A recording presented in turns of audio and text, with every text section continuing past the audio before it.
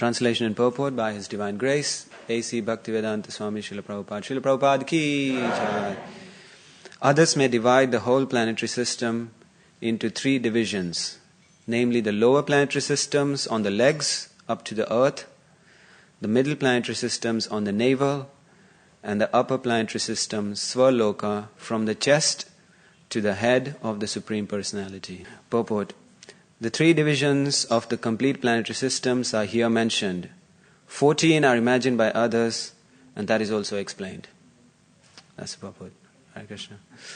Thus end the Bhaktivedanta purports to the second canto, 5th chapter of the Srimad Bhagavatam, entitled The Cause of All Causes. Om Jnanatirmirandasya Jnananjana Shalakaya Chakshurunmilitam Yena Tasmai Shri Gurave Namaha Shri Chaitanya Manobhishtam Stapitam Yena Bhutale Swayam Rupa Kada Mahyam Dadati Swapadantikam Vandeham Shri Guru Shri Yuta Padakamalam Shri Gurun Vaishnavamscha Shri Rupam Sagrajatam Sahagana Raghunathanvitam Tam Sajivam Sadvaitam Savadutam Parijana Sahitam Krishna Chaitanya Devam Shri Radha Krishna Padan Sahagana Lalita Shri Vishakhan Vitamscha He Krishna Karuna Sindhu Dinabandhu Jagatpate Gopesha Gopika Kanta Radha Kanta Namostute Tapta Kanchana Gaurangi Radhe Vrindavaneshwari Vrishabhanu Sute Devi Pranamami Hari Priye Vancha Kalpa Tarubhyascha Kripa Sindhubhya Evacha Patitanam Pavanebhyo Vaishnavebhyo Namo Namaha Jai Shri Krishna Chaitanya Prabhu Nityananda Shri Advaita Gadadhara Srivasadi Gaura Bhakta Vrinda Hare Krishna Krishna Krishna Hare Hare Hare Rama Rama Rama Hare Hare. Hare Krishna. So it's good to be here today on this wonderful sunny day. I haven't been to the Manna Morning program for a while. I usually do my own program at home. I have to admit, I listen to class online about 50% of the time. The other 50% of the time I'm doing my own thing. But it's good to be here. New Vyasasan. I can tell you, it's comfortable but not comfortable at the same time. To be assembled in front of so many Vaishnavas. Trying to speak Siddhanta, especially all the senior Vaishnavas. We have Murli Manohar Prabhu today here. Thank you very much, Prabhu, for coming. And we have Paramananda Prabhu, Paramakaruna Prabhu, Bhagadatta Prabhu. We have so many senior devotees. I don't know what I'm doing here. We have Jagat Priya Mataji and so many other Matajis and Prabhus. I don't know their names, but also online we have Jayadev Prabhu. I know he always listens, and Sachimata. So I'd like to seek everybody's blessing so I can say something useful for today's class. Okay. Now it's a very interesting purport, the whole chapter, where Narada Muni is asking questions to Brahma about the creation of the universe. And Brahma is explaining him in everything. He's explaining all the different planetary systems, and we have been learning about those planetary systems for a while, I suppose. And I'm sure Radha Mohan Prabhu yesterday gave a very good description of the planetary systems. He loves planetary systems. When he speaks, sometimes it feels like he's been traveling everywhere himself and seeing everything. So I'm sure you know enough about the planetary systems. And you might think, why in the middle of the Bhagavatam, which is the most important book that is meant to give us the highest and the topmost philosophy, why are we talking about planetary systems? I think Taruna Prabhu would disagree. He loves planetary systems as well.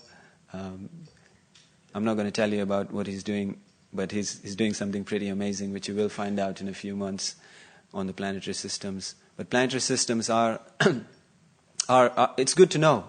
It's good to know about planetary systems. And you would think, why they're there? Okay, why they're there if we're going to speak about the highest philosophy? Because the Bhagavatam takes you step by step. Okay, it takes you step by step to the highest philosophy. And And it's a very important book, and everything that is in the Bhagavatam is very, very important. Before Srila Prabhupada came to the West, he went to Shantipur. So he was visiting Shantipur, and he was at a temple there. Shantipur is a place of Advaita Acharya. If you go there today, you can see the place where he lived and all of that. In fact, there are a lot of Gaudiya Vaishnava devotees in Shantipur. They're just not in, they're in the line from Advaita Acharya, and there's loads of them. And in fact, if you put the number of people, Gaudiya Vaishnavas together, the number of devotees that fit in the Advaita Sampradaya of Gaudiya Vaishnavas are a lot more than we have in ISKCON all over the world. But they're all in Bengal. And it's a very big line. So if you go to Shantipur, you can meet them and say hello, if you know Bengali. So Prabhupada was in Shantipur, and devotees, one place where he used to go and regularly visit at a temple, the Pujari knew him. And he used to go there all the time. So the Pujari asked him that, I heard that you're going to the West. I heard you're traveling to the West to preach. And Prabhupada said, no. He said, the Bhagavatam is going to the West to preach. I'm only going there as the servant of the Bhagavatam. So Prabhupada brought the Bhagavatam to the West. Prabhupada followed the Bhagavatam as a servant. And that is the idea. Krishna works through his devotees, but essentially it's Krishna, and the Bhagavatam is another form of Krishna. So everything that's there is very, very important. But the Bhagavatam takes you step by step. Okay, and sometimes people think, I want to learn about the highest philosophy. Okay, because the Bhagavatam talks about the highest philosophy. But you can't just go straight to the highest philosophy. You have to take it one step at a time. If I tell you that, okay, if I take you to a new town, okay, where, I don't know, somewhere Lisbon in Portugal, where you can have a holiday, and I take you to a 20-story building and say, there you go, there are the keys to your flat. Okay, there it's the penthouse suite on the 20th floor. And then you want to go there, but there are no stairs and there's no lift. So how do you get up there? You're not going to jump all the way up there, are you? Unless you're Superman, or you're in a Bollywood movie, in which sometimes without any explanation, the hero just runs and jumps on top of a 20th story building. So unless it's one of those, you need to take the stairs. You need to go step by step. You might think, who's this crazy guy who's built a flat with no stairs? How am I going to get up there? So the Bhagavatam is not a crazy book. It's a very systematic book. And step by step, as we go through the different cantos, we can learn about the highest philosophy. But just because the Bhagavatam contains the highest philosophy, it doesn't mean you don't need to know everything else. Okay? And it doesn't mean you are the highest just because you're reading the Bhagavatam. Okay? We need to take it step by step. To understand the supreme, topmost philosophy of Krishna, we need to first understand his greatness. To understand the rasa, the sweetness, before we get to that stage, we need to understand the greatness. And hence, in these chapters, Brahma is explaining to Narada how great the Lord is. Now, whether the Virat Rupa is metaphorical or not, which has been discussed in the past, because I was here listening, whether it's metaphorical, whether it's real, regardless of that debate, one thing is for sure, that the Lord is amazing and He's created such amazing things. So let's appreciate that. Okay, we can get some appreciation of Krishna based on the amount of creation that is made. When I first came to Krishna consciousness, and when I read this in the early days, because I was excited about reading, so I read this a bit too early, and I was wondering, how can all these planetary systems be in the belly of the Lord? It doesn't make any sense. Like, is the Lord that big? I mean, what is the blue sky we're seeing? Maybe we're like a little ant. And when an ant sees a human being which is massive, it just sees everything brown. Is it that we're seeing Krishna, and that is the skin of Krishna that is blue, which is the sky? How can all these planets fit into his feet? Okay, and what if he walks? Then are all the planets walking with him? And this is totally absurd. And that's what I was thinking. But I'll tell you something even more absurd. Okay? There were gases in the world, and then there was a lightning strike, and then it created amino acids, and then from that came proteins, and then from that came trilobites, and then fishes, amphibians, reptiles, gorillas, monkeys, and humans. How's that for absurd? So there's so many things we may think and we may not understand, but if you follow the right process, in time you will. As you see in this chapter, when Narada has questions on how shall we find out more, he goes and asks Brahma. Okay, he doesn't bring out his telescope and say, let's do some research. Okay, he doesn't start collecting soil samples and start digging the ground looking for bones to find out how everything was created. He goes and asks Brahmaji, who is his father. And if you want to know something, there's 3 ways you can find out. Okay? Now let's take an example. Say you walk out of the reception and say the road's wet. Okay, and you look outside and you're trying to figure out how the road's wet. And you see Janakula Prabhu there, okay, with a hose pipe watering the gardens. Okay? And he's watering and you can see that some of the water's going on the road and that's why the road's wet. So you've seen it directly with sense perception. So that's pratyaksha. Okay, you're seeing it face to face. Now maybe you come at a time when he's already done that and you go out there and the road's wet. And Janakula Prabhu isn't around. Okay? But you see the road is wet. You see the bushes are wet. You look up in the sky, there are no black clouds. So you assume that maybe somebody's been watering the gardens because the bushes are wet. There's no clouds. There's no other way the water could have got here. Okay? That's called the science of deduction. You know, like Sherlock Holmes, science of deduction. It's called Anuman in Sanskrit. It's a reasonable assumption, but you could be wrong. You could be wrong, especially if you're in India. Okay, if you see an elephant nearby, it could mean something else. The water could have got there not from a hose pipe, but from an elephant. So you can still get it wrong. And then there is Shabda. Okay, so you go outside, the road's wet, and then you don't know what to do. But there's a man standing there, so you ask him, do you know how the road got wet? He said, oh yeah, there was a gardener watering. That's how it got wet. So there's 3 ways. That is called Shabda. So 3 different ways you can find out. And usually, as humans, we tend to prefer Shabda, believe it or not. Even when we talk about outside of the ISKCON situation, we tend to prefer Shabda. In fact, a lot of things we learn in this universe, not just us, but not just devotees, but even non-devotees, whatever we learn through Shabda. We learn in school, and a lot of things, okay, the scientists may be doing their research, but we don't really do so much research. We just accept what we're told in school. We accept that somebody else has done the research. So for them it may be whatever method they use, but for us it's Shabda. Okay, we heard it from them. We go to university and learn. We learn a lot of things from experience, but we learn a lot of things from people telling us things. Okay? So a lot of things we learn is Shabda. And Shabda is good. The only problem with Shabda is that you may be hearing it from the wrong person, which means you have the wrong details. That's what can go wrong, isn't it? Isn't it, Parama Prabhu? This is part of the Veda course that Parama Prabhu teaches. Okay? You can hear from the wrong person and you'll get the wrong information. So you should be careful who you're asking. Now, Shabda has a lot of power. Okay? The words you hear from people, there's a lot of power and potency in Shabda. Because interestingly, if you hear something long enough, you'll start believing it, whether it's true or not. If you hear it over and over and over and over again, eventually the mind will convince yourself that, oh yeah, this is true, this makes sense. Okay? Even if it's not true. That's why we have affirmations. Okay? People do affirmations. It's a way to trick your mind. I can go in front of the mirror and say, I'm very handsome. I'm very beautiful. I'm very intelligent. And we know it's obviously wrong, but if I say it long enough in front of the mirror, I will start believing it. Okay? And it works. There is a story that Bhaktisiddhanta Maharaj said about Bhagavan Pandit. You know this story?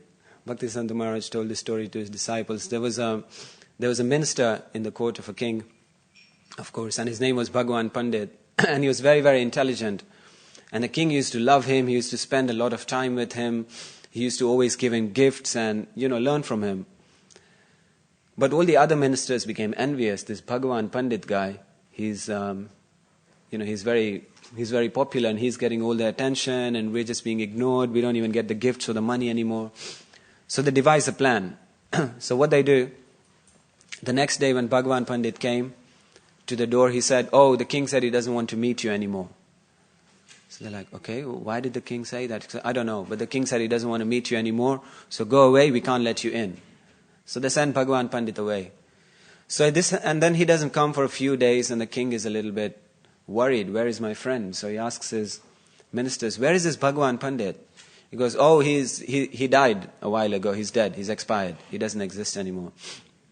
So he goes, "Really?" He goes, "Why didn't anyone tell me?" He goes, "Yeah, we thought we didn't want to bother you so much, or make you upset. But Bhagavan Pandit has died." So that's what they keep telling him. Bhagavan Pandit has died for a long time. So the king is now convinced that Bhagavan Pandit is dead. So one day the king is out on his stroll and Bhagavan Pandit figures out this is the right time to approach the king. Okay, and tell him that I'm not dead. So Bhagavan Pandit is there, he's sitting on top of a tree, and as soon as the king comes, he jumps out right in front of the king. And then the ministers tell Bhagavan Pandit, they tell the king, "Oh look, here is the ghost of Bhagavan Pandit. He died a while ago. Look, there's a ghost. Don't say anything, my king, my lord, don't say anything. If you say anything, you'll get entrapped by his things. So don't, just ignore it and just keep walking." So the king is like, yeah, Bhagavan Pandit's dead. This is a ghost. Let's just keep walking. So he ignores him and just carries on walking even though Bhagavan Pandit is right in front of him screaming and shouting. Okay? Why did this happen? Because the king accepted. He heard it too many times and he accepted. He was thinking like, well, so many people are telling me he's dead. Okay, so many people are telling me he's dead, so I'll accept their opinion. So sometimes we do that. The majority always wins. The majority may be a lie, but the majority always wins. If people keep telling you the wrong thing over and over again, and you keep hearing it, you will end up believing it, okay, whether it's true or not. So you have to be really careful what you hear. And before you accept something, you have to question yourself. And what I would like to do is ask you to go home, not right now, but when you go home, I want you to look at your beliefs a little bit and question them. And think about it and see, do I know what I know just because I've heard it too many times? Or because it makes sense? Or because it's supported by Shastra? Okay, does it actually make sense? Did Prabhupada say, is this logical? Or is this something that I've just heard time and again? And I especially say this in when I'm speaking to new people, because a lot of people out there, they just believe whatever they're told in the news and the media and through people, and there is generally a trend in the world out there that just goes around, and you end up believing things based on what everybody else believes, not because it makes sense. But sometimes we do that in Krishna consciousness too. We start accepting things because it's popular opinion. And even within Krishna consciousness, we should learn to discriminate what we hear. Now in this chapter you see that Narada is teaching by example that it is okay to ask questions to Brahma. He's questioning him a lot. And even if you read the Bhagavatam, throughout the whole Bhagavatam there is a theme where Parikshit Maharaj is questioning Sukadeva Goswami. And some of these questions are quite provocative. Even the questions that Arjuna asks Krishna, he's almost stating it like, "Nah, I don't believe you, Krishna." It's like, really? Like, is that true? Like, it's almost like that. He's not just saying, "Krishna, I'll just accept whatever you said without saying anything." He's actually, some of the questions are quite challenging, what Arjuna asks, because it's not matching his blueprint of ideas that he has. So he's thinking, "No, are you sure?" And then Krishna explains it to him logically, and then he accepts it. And even Parikshit Maharaj, if you read the Bhagavatam, he's asking quite challenging questions because he wants to understand. So I'm just saying that in a devotee community, sometimes we send our intelligence out to graze in the fields, and we sort of kind of pack our intelligence in a box and put it away in our brahmachari ashram locker, or whichever locker, and we don't really ask questions, and we think that whatever's being said is okay, let me just accept it. But there's nothing wrong with that. But the point is, as long as you questioned it enough, and as long as it's substantiated by Shastra, it is okay to ask that question to a senior devotee, that can you give me a reference? It is okay to ask that question even to your guru or to a sannyasi, Maharaj, can you give me a reference? I've heard many times, even in even in Vaishnava circles, when somebody quotes, oh yeah, such and such Maharaj said this, okay, and they quote them. And sometimes I'm in the audience thinking, oh, it doesn't sound okay, and I would like to see a reference.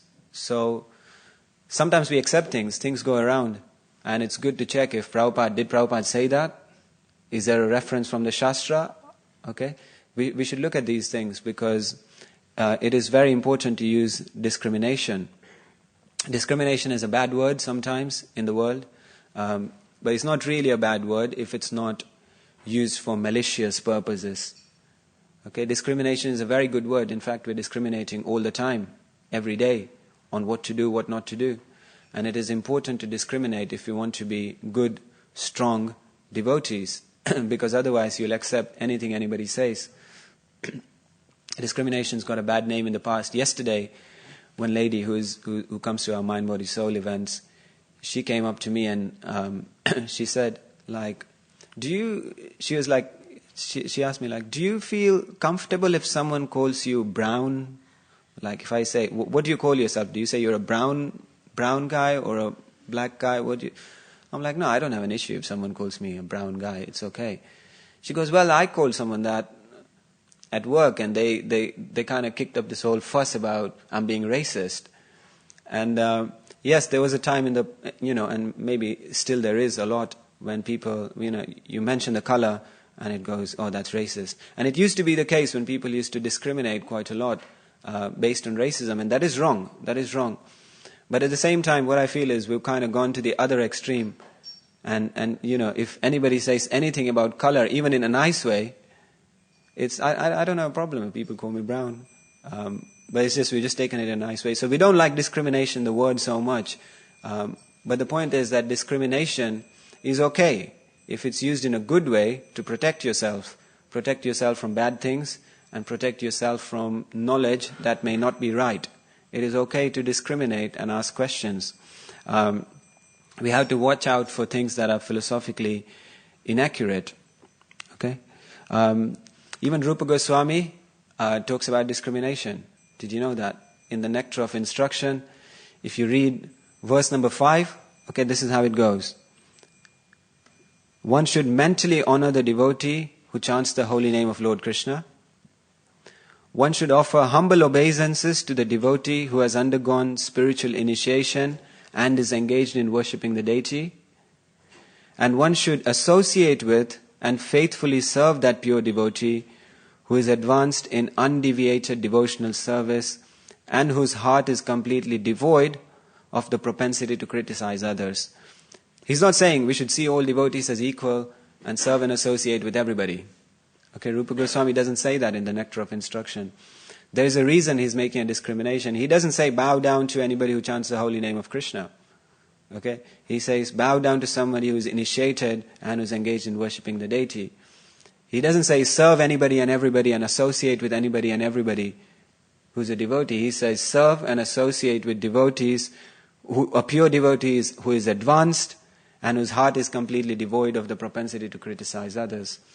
And I think the idea is that we should always seek out higher association. And yes, we should respect all devotees. We should appreciate all devotees. We should be grateful that devotees exist, because it is very rare to find devotees. And we don't think that at the manor. But, we do this online program on Tuesday evenings where people join in from all over the country. Myself and Kishori, we do this. We started in the lockdown because we used to do Mind, Body, Soul here on Wednesdays. And we couldn't carry on in the lockdown, so we started it online on Tuesdays. And we're still carrying it on. And we get devotees from Portsmouth, Bournemouth, Birmingham, Exeter, a couple of devotees from Finland. One guy joined in from Singapore at 2 a.m. at night. People join in from all over the place. And they tell me how rare it is to find devotees.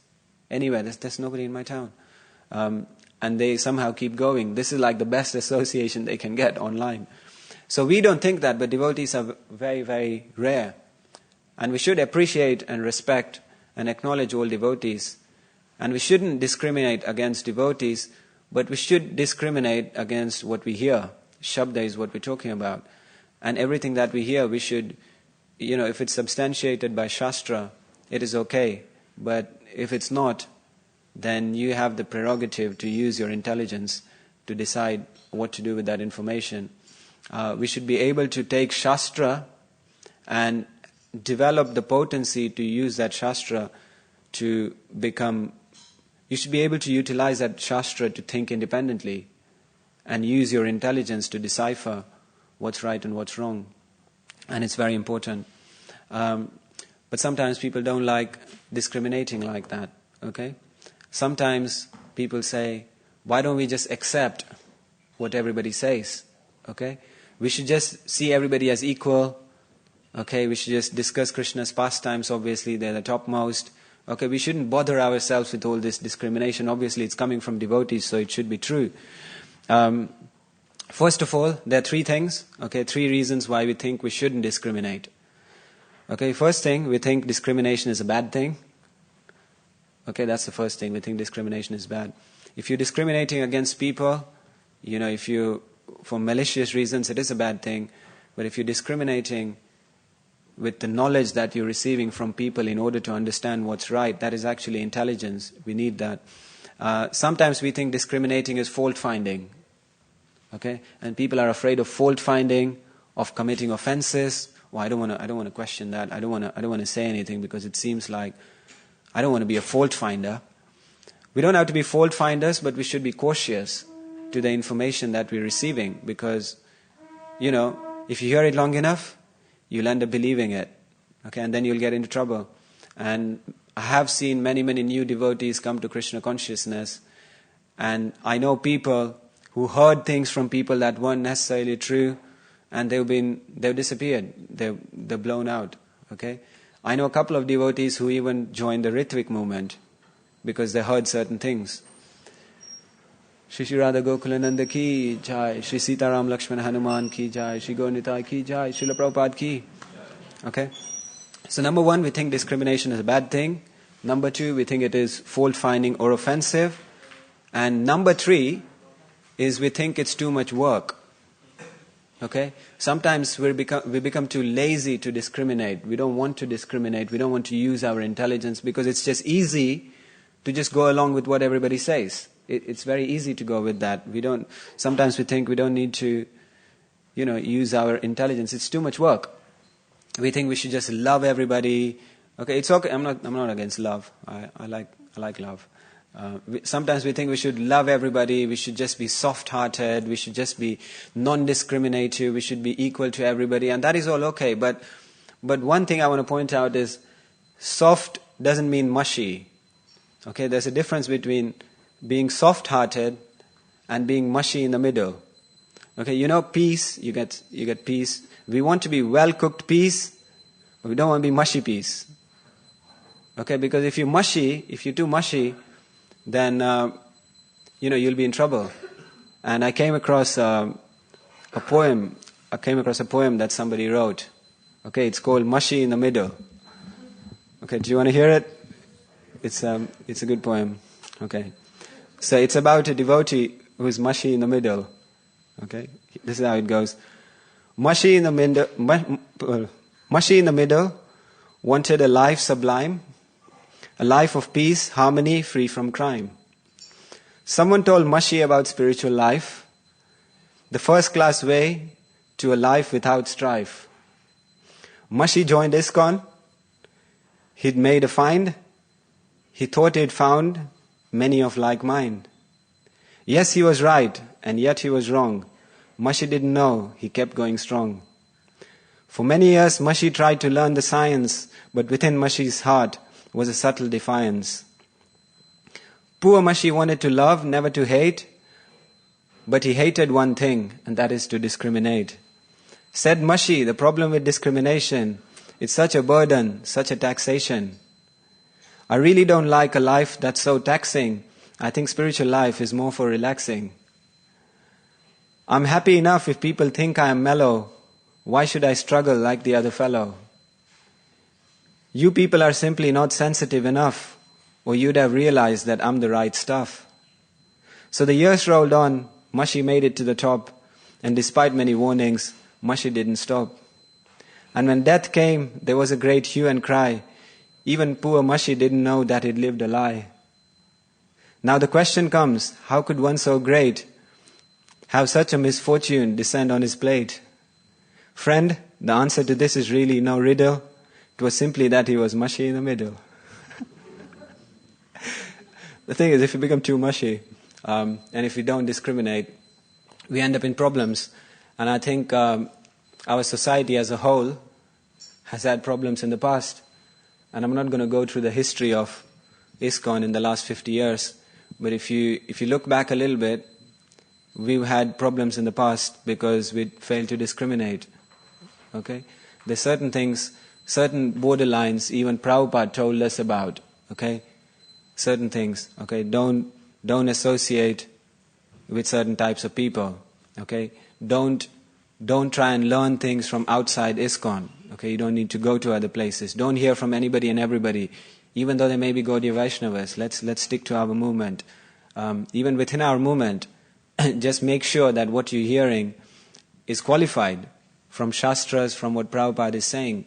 I myself have heard a lot of things over time in going around in ISKCON which are not quite okay. And people get confused. It confuses people.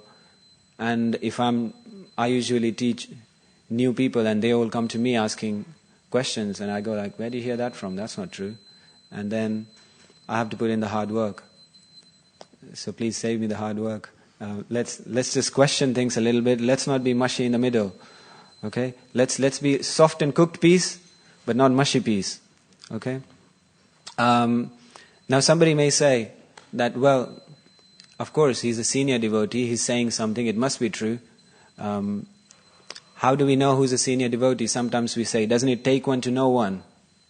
Okay, how do we know one is an advanced devotee? Doesn't it take one to know one? The answer is no. Because Krishna explains all the qualities in the Bhagavad Gita.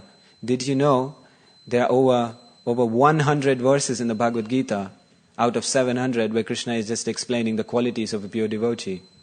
Okay, you can read those qualities, you can see if those qualities are present, and then you can know if one is a pure devotee or not. It's simple. You don't need to be one to know one. We know. Sometimes we think, oh, somebody distributes 150 books every day. He must be a pure devotee. Okay. Sometimes we confuse skills with devotion. Okay, he's distributing 150 books a day, but has he developed the qualities that Krishna is saying that a pure devotee has in the Bhagavad Gita? And we don't want to put him down. We don't want to discriminate against people, like I said. We want to respect him. We should appreciate people who are distributing a lot of books and who are doing other things, all other services.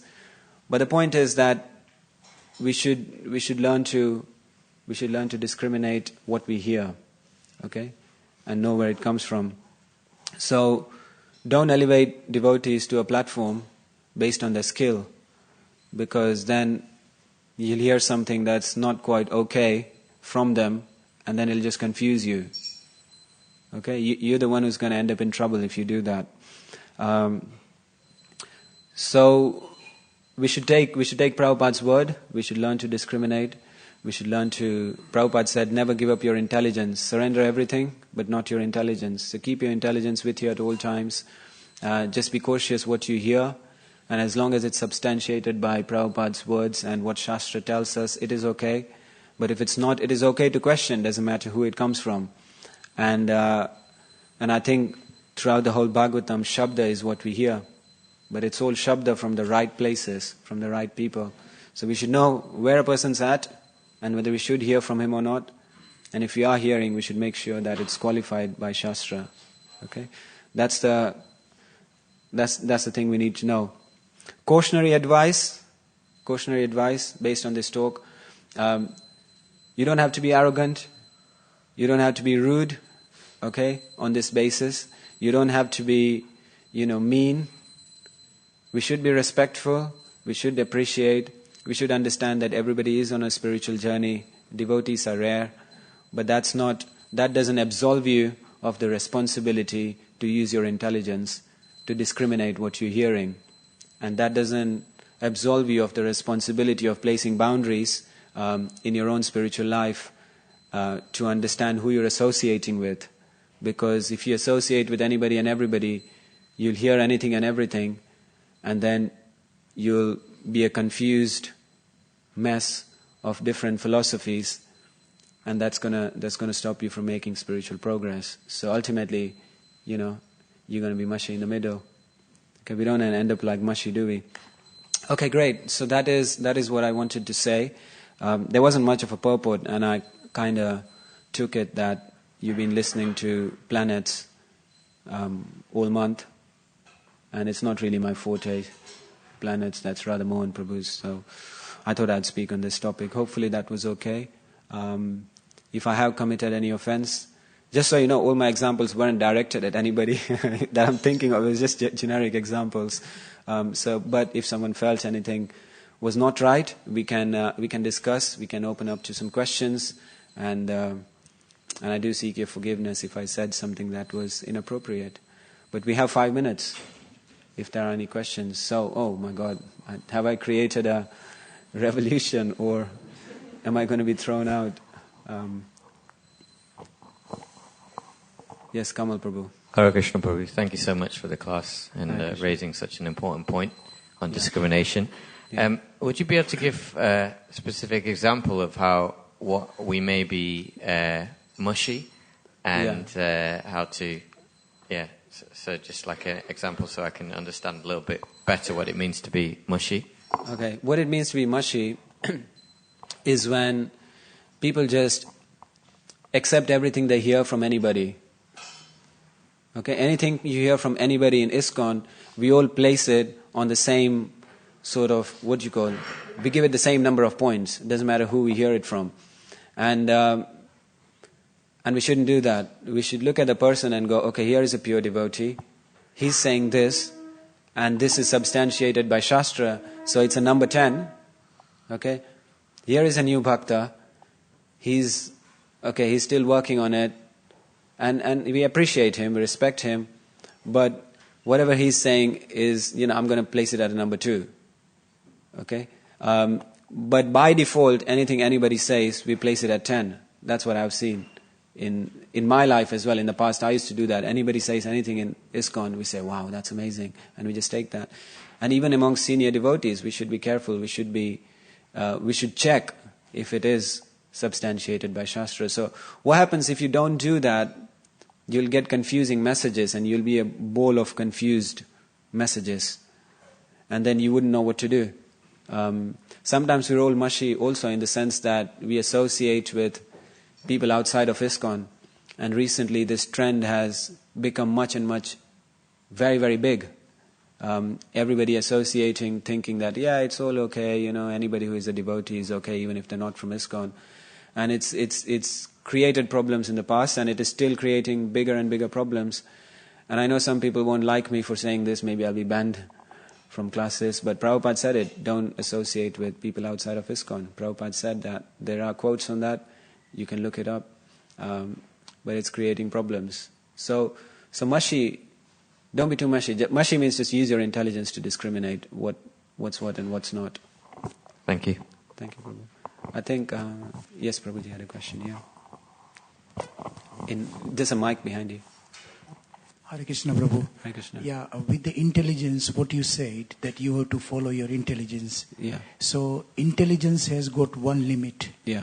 And to overcome that limit, you have to surrender to the, to the highest knowledge. Yeah. So, in terms of, when we go for the surrender to the highest knowledge, we have to put our bharosa. So, bharosa, our trust. Yeah. We have to put our trust to someone who is qualified. Yeah. So rather, that's what my belief, but you can correct me. Mm. So what I think, rather wasting the time, because life is too short, rather wasting the time, the things are already there. So why we have to put question and questions when we have already got the answer is there? So don't you think it is just a simple process? Put your intelligence away, follow the sastras, interpret your intelligence according to the Shastra and then surrender to the person. So rather questioning lot to ourselves, to other people, and rather be judgmental, the things are already there and we need to follow there. Can you just give some sort of the light on this one, please? Yeah. Thank you. That's a very good point. But you said the exact same thing that I said. I'm saying the exact same thing. That I'm not saying you shouldn't hear from people. I'm not saying you shouldn't surrender. Okay? Let me finish. Just 1 second. Let me answer your question. So you're saying Shastra, we need to surrender to Shastra. I'm not against that. We should surrender to Shastra. We should verify everything based on Shastra. If there is a senior devotee, somebody you trust, who is at a good standing, who is an advanced devotee, who displays the qualities that are given in the Bhagavad Gita of a pure devotee, you can trust him. And if he's saying things based on Shastra, you can trust him. There's nothing wrong with that. That's anyone even outside the ISKCON, if someone is following the Shastra, yeah. we shouldn't be saying whatever the Prabhupada said. Yeah. That was the time. Yeah. To the different context. Yeah. So we shouldn't be stick to that as well in terms of if it is according to Shastra. Yeah, but the point is, Prabhupada's point was that if you go to different people, especially outside of ISKCON, not everybody follows or understands the same things. Sometimes Prabhupada had a certain mood of explaining things. Prabhupada explained things in a certain way. And even if you go outside of ISKCON to different Gaudiya Vaishnavas, the philosophy does change. And what's going to happen is it's going to end up leaving you confused. Okay, if you hear from too many people, okay, you want to surrender your intelligence? Do it to somebody who is a pure devotee, who you trust, who displays the qualities of a pure devotee, who you fully trust, who is within ISKCON, and then you can give up your intelligence. But then the thing is, it's also good to keep your intelligence because you'll still hear from other people around you. So you still need to decipher.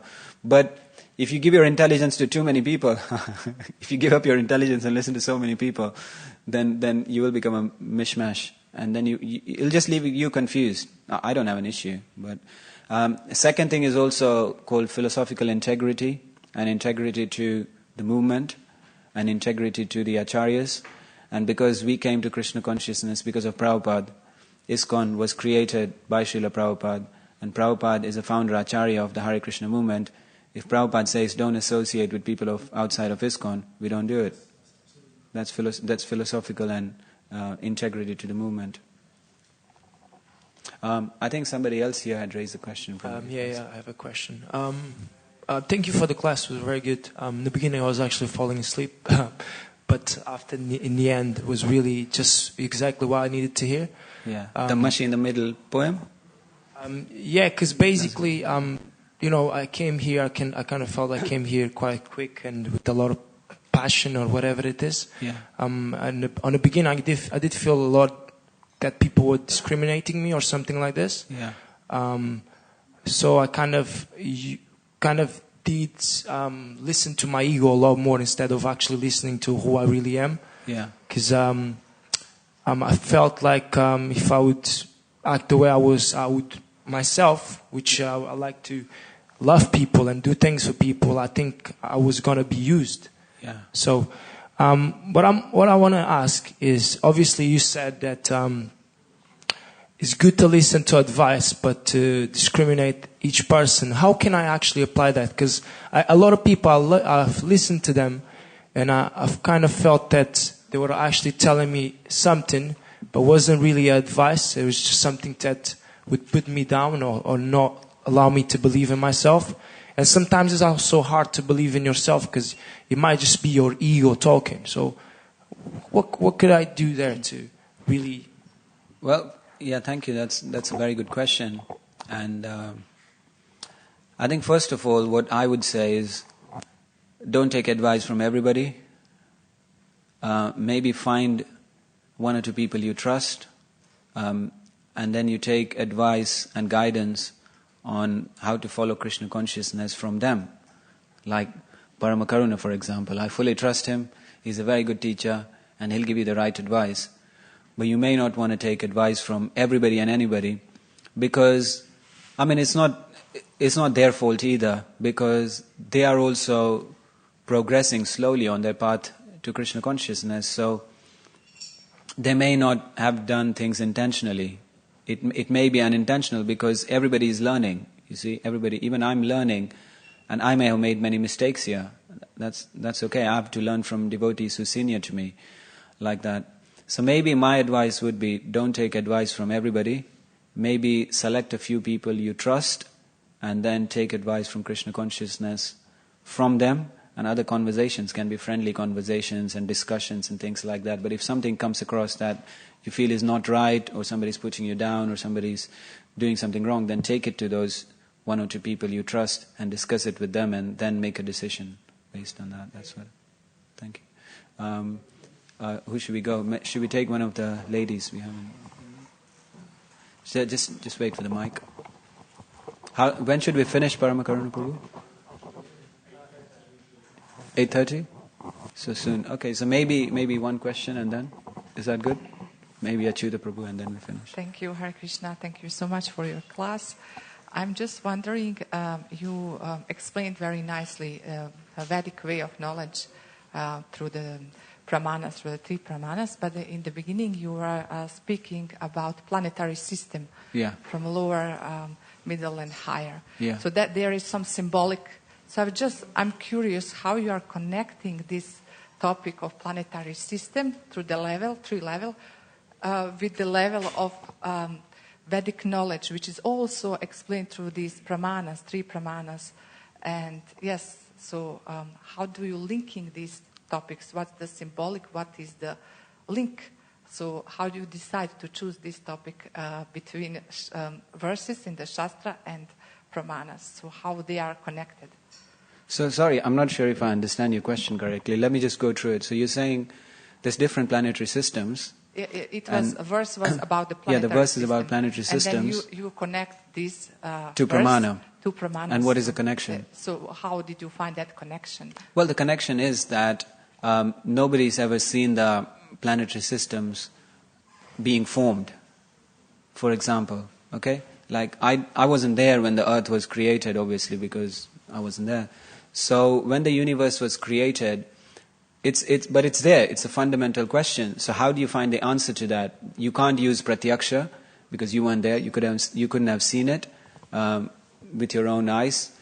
You can sort of use anuman, and that is the scientific process that, based on certain evidences they have now, it's a science of deduction that takes them to understanding that this is how planetary systems were created. But Shabda is to hear it from somebody who was there at the time.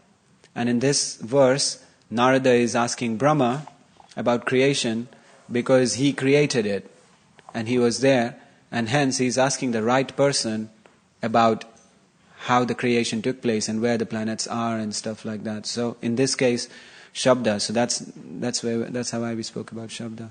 Was that what you were asking? Yeah, I was just curious. It's very symbolic, yeah. You know. So I was just curious. How did you connecting that to?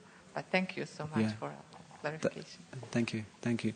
Maybe just David Prabhu and Achyuta, and then we call it a day.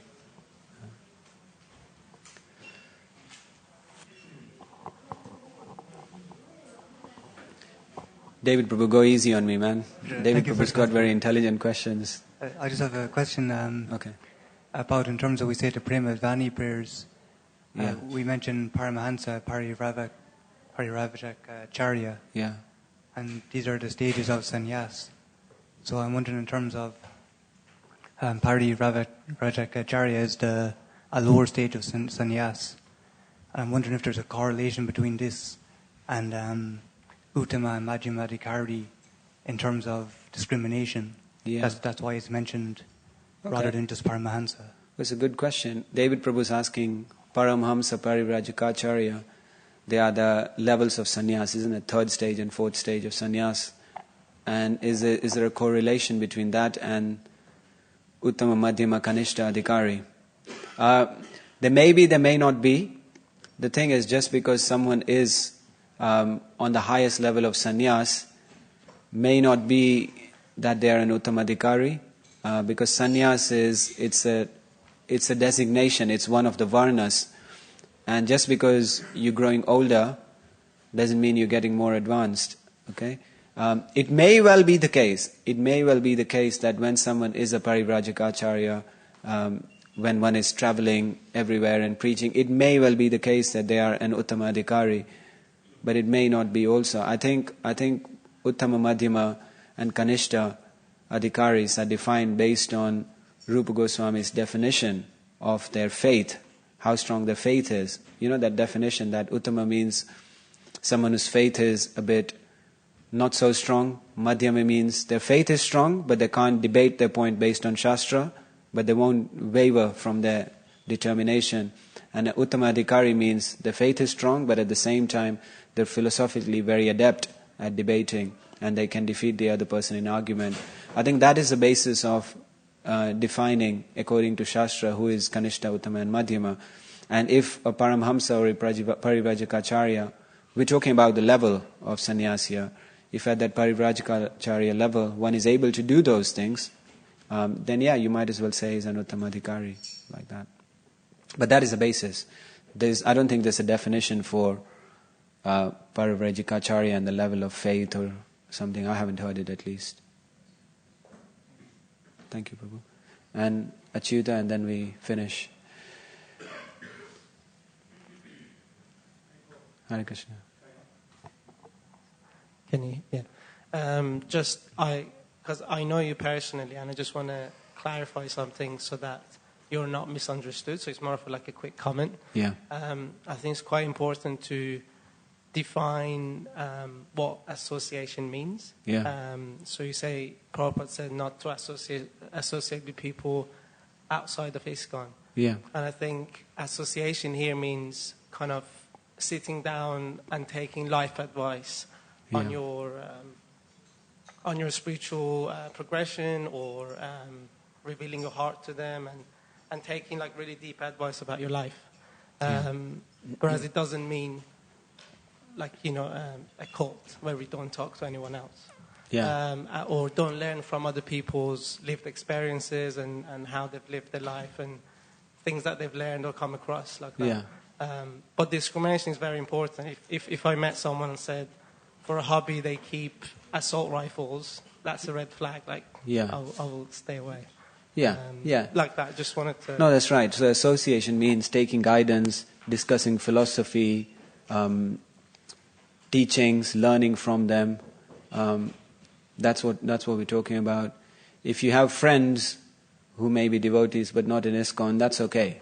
You don't have to hate them. You can still hang out with them. I know even one devotee who is a Prabhupada disciple who's married to a Jehovah's Witness for the last 30 years, and they have a happy life. So it's okay. It's okay like that. But yeah, you're right. Thank you for bringing that up. It means taking guidance and discussing teachings and things like that, philosophical. Thank you very much. Hare Krishna. Srimad Bhagavatam ki jai, Srila Prabhupada ki jai.